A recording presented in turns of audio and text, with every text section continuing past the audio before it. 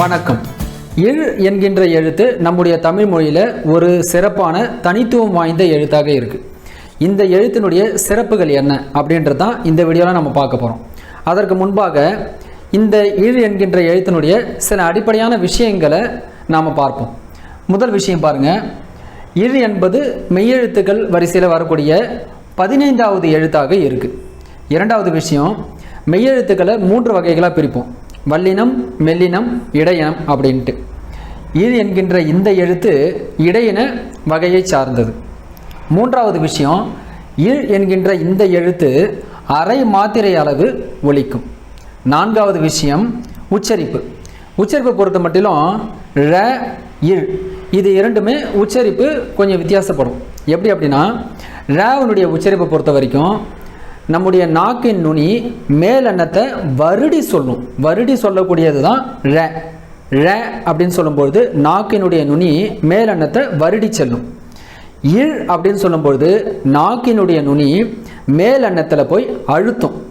இழ் அப்படின்னு சொல்லும்பொழுது நாக்கினுடைய நுனி மேலெண்ணத்தை அழுத்தும். இதுதான் இழ் என்கின்ற இந்த எழுத்தினுடைய அடிப்படையான விஷயங்கள். சரி, இழ் என்கின்ற இந்த எழுத்தினுடைய சிறப்புகள் என்னன்றதை பார்ப்போம். இழ் அப்படின்ற இந்த எழுத்து தமிழில் இருக்கக்கூடிய ஒரு சிறப்பான தனித்துவமான ஒரு எழுத்து அப்படின்றதால தான் தமிழ் அப்படின்றத பிரித்தோம் அப்படின்னா தம் கூட்டல் இழ் அப்படின்னு பிரியும். இதனுடைய பொருள் என்ன அப்படின்னா, தம்மிடம் இழ் என்பதை கொண்டுள்ளது. அப்போ சிறப்பு வாய்ந்த இழ் என்கின்ற ஒரு எழுத்தை தம்மிடம் கொண்டுள்ள மொழி தான் தமிழ் அப்படின்னு ஒரு கருத்து இருக்குது. இதுதான் முதல் சிறப்பு. அப்போ இழ் அப்படின்ற இந்த எழுத்தினுடைய சிறப்பு என்பது நம்முடைய மொழியின் பெயரான தமிழ் என்பதன் மூலமாகவே வலியுறுத்தப்படுது. இரண்டாவது சிறப்பு என்ன? இழ் என்கின்ற இந்த உச்சரிப்பு வேறு மொழிகளை பொறுத்த மட்டிலும் மலையாளம், மாண்டரின் இந்த 2 மொழிகளையும் இருக்குது. ஆனால் உச்சரிப்பை பொறுத்த மட்டிலும் தமிழில் இருக்கக்கூடிய உச்சரிப்பு ரொம்பவே தனித்துவம் வாய்ந்ததாக இருக்குது. அதனால தான் நம்முடைய தமிழ் மொழியில் இந்த ழாவை எப்படி சொல்லுவாங்க அப்படின்னா சிறப்பு ழகரம் அப்படின்னு பயன்படுத்துவாங்க. அப்போ வேறு மொழிகளை பொறுத்த மட்டிலும் மலையாளம், மாண்டரின் மொழிகளில் இந்த ழ ஒலி இருந்தாலும் கூட உச்சரிப்பை பொறுத்த மட்டிலும் இழ் என்பது தமிழுக்கே உரித்தான ஒரு சிறப்பாக இருக்குது. மூன்றாவது சிறப்பான விஷயம், மொழி வேறுபாட்டுக்கு இழ் என்கின்ற இந்த எழுத்து மிக முக்கியமான ஒரு காரணமாக இருக்குது. நம்முடைய தமிழ்நாட்டை பொறுத்த வரைக்கும் வேறு மாவட்டத்தில் மொழி உச்சரிப்பு, அந்த பேசக்கூடிய தன்மை என்பது கொஞ்சம் இடத்திற்கு இடம் மாறுபடும் ஒவ்வொரு மாவட்டத்திற்கும். அதற்கு மிக முக்கியமான காரணமாக இருக்கிறது இழ் என்கின்ற இந்த எழுத்து தான். ஏன்னா நம்ம தமிழில் 247 எழுத்துக்கள் இருந்தாலும் கூட எல்லா எழுத்துக்களும் பெரும்பாலும் மாவட்டங்களில் ஒரே மாதிரி தான் உச்சரிக்கப்படும். ஆனால் இந்த ழ என்கின்ற உச்சரிப்பில் இருக்கக்கூடிய சிரமம், அந்த ழவை உச்சரிக்க மக்கள் படக்கூடிய அந்த கஷ்டத்தின் காரணமாக தான் அந்த எழுத்தானது வேறு மாதிரியாக உச்சரிக்கப்பட்டு அந்த மொழியே மாறுபடுது. அப்போ மொழி ஒவ்வொரு மாவட்டத்துக்கும் வேறுபட்டு காணப்படுவதற்கு ஒரு அடிப்படையான ஒரு காரணமாக இந்த இழ் என்கின்ற எழுத்து இருக்குது. சில உதாரணங்களை பாருங்கள். வாழைப்பழம் அப்படின்னு இருக்குது. வாழைப்பழம் அப்படின்றது தான் சரியான ஒரு உச்சரிப்பு. ஆனால் சில மாவட்டங்களில் அந்த ழ உச்சரிப்பு ஏவா வரும்.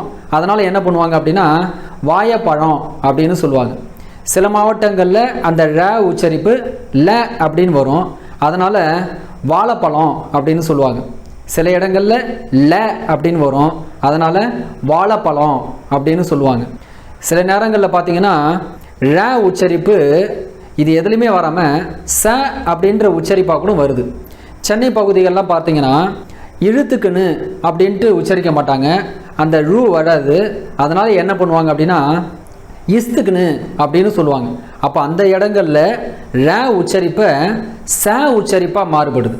அப்போ இந்த ழ அப்படின்ற இந்த எழுத்தை உச்சரிக்கிறதுல இருக்கக்கூடிய அந்த சிரமம், அதை உச்சரிக்க இருக்கக்கூடிய தவிப்பு தான் என்ன ஆகுது அப்படின்னா ஒரு மாவட்டத்திலையும் மொழியானது மாறுபட்டு காணப்படுவதற்கு ஒரு காரணமாக அமையுது.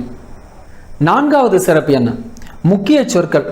தமிழில் இருக்கக்கூடிய சில மிக முக்கியமான சொற்கள் ழ வரிசையில் அமைந்து இருக்கும். நம்ம உதாரணமாக பார்த்தோம் அப்படின்னா தமிழ், நம்முடைய மொழியின் பெயர் தமிழ். தமிழ்லேயே ழவில் இருக்கக்கூடிய அந்த இழ் என்பது இருக்குது. அப்போ மொழிக்கு முதன்மையானது என்பது எழுத்து. அந்த எழுத்தில் பார்த்தீங்க அப்படின்னா ழ வரிசையில் இருக்கக்கூடிய ரு என்பது இருக்கும். நாம் வாழக்கூடியது வாழ்க்கை. வாழ்க்கையில் ஈழ் என்பது இருக்குது. ஒரு குழந்தை முதல்ல பிறக்குது. அப்போ அந்த குழந்தை அப்படின்னு சொல்லும்போது ழ இருக்குது. ஒரு வாழ்க்கைக்கு உன்னதமானது என்ன அப்படின்னா ஒழுக்கம். ஒழுக்கத்தில் ழ வரிசையில் இருக்கக்கூடிய ரு என்பது இருக்குது. நம்முடைய இந்த பூமிக்கு மிக முக்கியமான ஒரு ஆதாரமாக அமையக்கூடியது என்பது மழை. அந்த மழையில் ழ வரிசையில் இருக்கக்கூடிய ரை என்பது இருக்குது. தொழில்னு சொல்லும்போது அதில் ரி என்பது இருக்குது. தொழில்களில் முதன்மையானது என்பது உழவு தொழில். அதுலேயும் உழவுல ழ வரிசை என்பது இருக்குது. அதுபோல் தமிழ் மொழியில் பல மிக முக்கியமான சொற்கள் அழகான சொற்கள். அழகான சொற்கள்னு சொல்லும்பொழுது அழகு, அதுலேயும் ழ வருது. இந்த அழகான முக்கியமான சொற்கள் ழ வரிசை எழுத்துக்கள் அமைந்து வரக்கூடியதாக இருக்குது. இதுதான் இந்த ஈழ் என்கின்ற இந்த எழுத்தினுடைய சிறப்புகளாக இருக்குது. ஈழ் என்கின்றது ஒரு பிள்ளைகளை பொறுத்த வரைக்கும் அதை உச்சரிப்பது என்பது சவாலான ஒரு விஷயம்.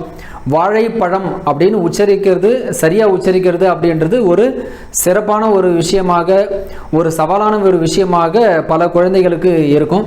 சிறப்பான முறையில் குழந்தை பருவத்திலிருந்தே ஈழ் என்கின்ற இந்த எழுத்தை உச்சரிக்க குழந்தைகளுக்கு சொல்லிக் கொடுங்க. மொழியை அழகாகவும் தெளிவாகவும் பேசுவதற்கான ஒரு அடிப்படையான ஒரு விஷயமாக ஈழ் என்கின்ற இந்த எழுத்து அமையும் அப்படின்னு சொன்னோம்னாக்கா அது மிகையாகாது. நன்றி.